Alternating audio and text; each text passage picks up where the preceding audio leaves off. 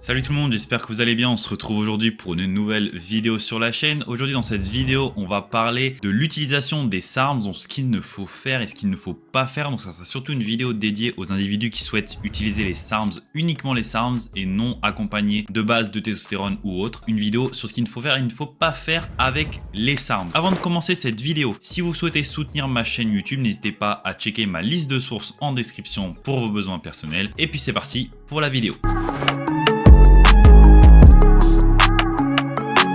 Alors la première chose à faire lorsqu'on souhaite faire une cure de SARMs, uniquement de SARMs, donc sans base d'enclomifène ou autre, ça va être de prendre un SARM qui est moins suppressif que les autres. Donc pourquoi? Puisque les SARMs en général sont tous des produits qui vont affecter votre production de testostérone naturelle de façon plus ou moins importante. Donc lorsqu'on va faire un cycle où on utilise uniquement un SARMs pas accompagné de base, il va falloir prendre un SARM qui est peu suppressif. Donc dans cette liste là déjà on va pouvoir mettre le S4 Andarine, l'Ostarine MK de 1866, l'AC262 ou l'ACP 105. Mais par contre, on va devoir enlever de notre liste le LGD 4033, le S23 qui était destiné à la base comme étant un contraceptif masculin, le RAD 140 également qui est assez suppressif, le YK11.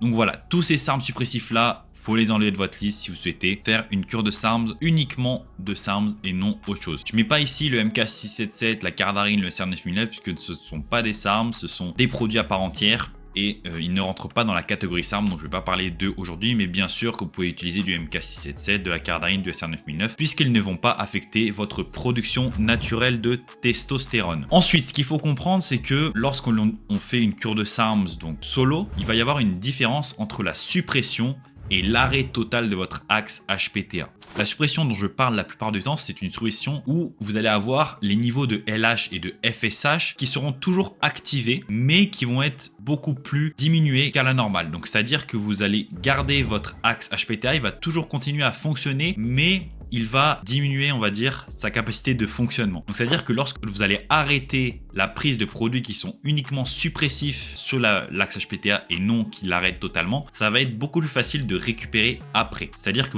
lorsque vous allez faire une cure, par exemple, d'Ostarine à des dosages raisonnables et que vous allez arrêter, vous pouvez prendre, c'est pour ça que je dis que vous pouvez prendre par exemple un booster de testostérone naturel après la cure et récupérer assez rapidement, puisque c'est pas un produit qui va entraîner une très grosse suppression et l'arrêt de fonctionnement de votre axe HPTA. Donc en gros, si vous voulez avoir une analogie pour représenter ça, imaginez un train, donc un train en mouvement. Lorsque vous allez prendre des SARMs, vous allez diminuer sa vitesse de croisière, mais vous n'allez pas arrêter le train complètement. Et donc lorsque vous allez enlever le SARM de votre organisme, le train sera toujours en fonctionnement et pour reprendre sa vitesse de croisière, il va y arriver beaucoup plus facilement que s'il était arrêté totalement. Et lorsque le train est arrêté totalement, donc ici on va parler de l'axe HPTA. Donc l'axe HPTA, lorsqu'il va se couper, il va sentir qu'il y a beaucoup trop d'androgène, d'activité androgène dans votre organisme et donc pour contrer cela, il va arrêter totalement sa production hormonale parce qu'il va y avoir un surplus d'androgène dans l'organisme, donc c'est pas intéressant pour lui de continuer à produire de la testostérone à ce moment-là. Donc en gros, il va donner le message à votre corps d'arrêter le fonctionnement de l'axe HPTA puisqu'on n'en a plus besoin pour remplir les fonctions androgènes de la testostérone. Cependant, le problème avec l'arrêt de l'axe HPTA, c'est que vous n'allez pas avoir une conversion en œstrogène qui va vous permettre de garder les bonnes fonctions physiologiques de votre organisme. Et donc, lorsque vous allez arrêter la prise de ce produit, reprenons l'image du train, et ben dans ce cas-là, le train sera à l'arrêt. Et pour repartir, pour reprendre sa vitesse de croisière, ça va être beaucoup plus dur que s'il n'était pas complètement à l'arrêt. Voilà pourquoi il faut plutôt prendre des SARMs qui sont peu suppressifs, qui vont avoir un effet suppressif, mais pas un effet d'arrêt total sur votre axe HPTA. Donc comme le S4, l'Ostarine, la C262 et la CP105.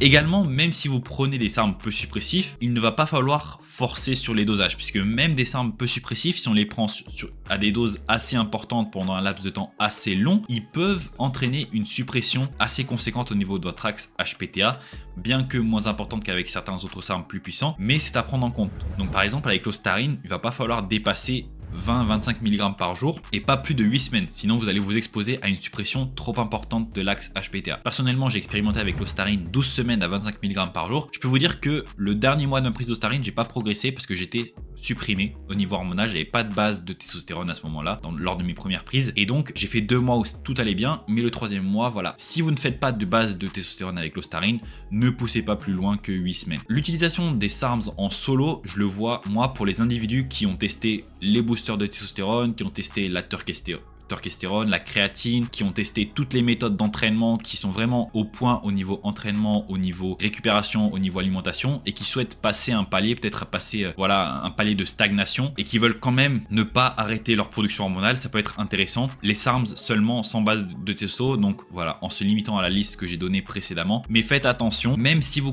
utilisez des SARMs peu suppressifs, si vous avez déjà des niveaux de testostérone qui sont bas pour commencer, vous allez peut-être vous retrouver dans une situation compliquée où vous allez peut-être avoir un arrêt total de votre axe HPTA. Imaginez votre axe HPTA qui ne fonctionne pas assez bien déjà de base. Si vous rajoutez un stress sur votre axe HPTA alors que vous n'avez pas une production optimale de testostérone pour commencer, et ben vous pouvez avoir, même avec des SARMs un peu suppressifs, vous pouvez avoir une grosse suppression de vos testostérones à des niveaux très bas. Et donc, il faut faire attention. C'est pour ça que je recommande fortement de faire un bilan sanguin avant de commencer quoi que ce soit pour avoir des valeurs de référence et donc ne pas entraîner cette suppression hormonale qui pourrait vous mettre dans une situation assez compliquée. Les individus qui rapportent par exemple des grosses suppressions hormonales avec l'Ostarine ou quoi, généralement c'est que pour débuter les SARMs, ils n'avaient pas de bon niveau de testostérone naturel, c'est-à-dire qu'ils étaient peut-être déjà à 300-400 nanogrammes par décilitre pour commencer, et avec l'Ostarine ils sont descendus à en dessous de 200, et donc en dessous de 200 on peut avoir des gros problèmes à ce moment-là. Mais si vous commencez par exemple à des niveaux de testo normaux, c'est-à-dire 600, 700, 800 nanogrammes par décilitre, vous allez perdre peut-être 200 points sur vos valeurs.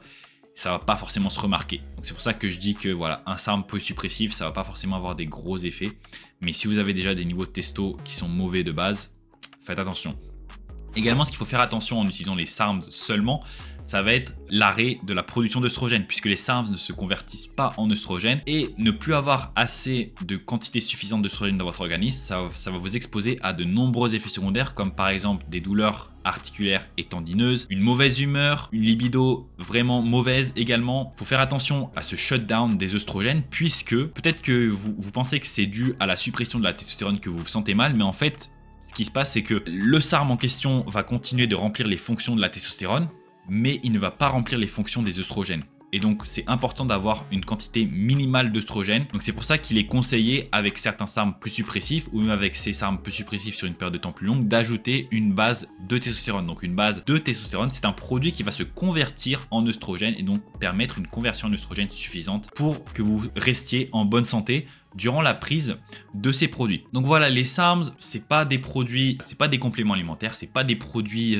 qu'on peut prendre comme ça sans réfléchir. C'est des produits qui ont été créés à la base pour être le futur des stéroïdes dans le domaine médical, mais ils n'ont pas été faits pour le bodybuilding. Donc voilà, c'est pas des produits, c'est des produits qui ont été détournés de leur utilisation principale pour améliorer les performances. C'est pas des mauvais produits, c'est des très bons produits si on les utilise de manière cohérente, de manière efficace, on peut avoir de très bons résultats et minimiser les effets secondaires.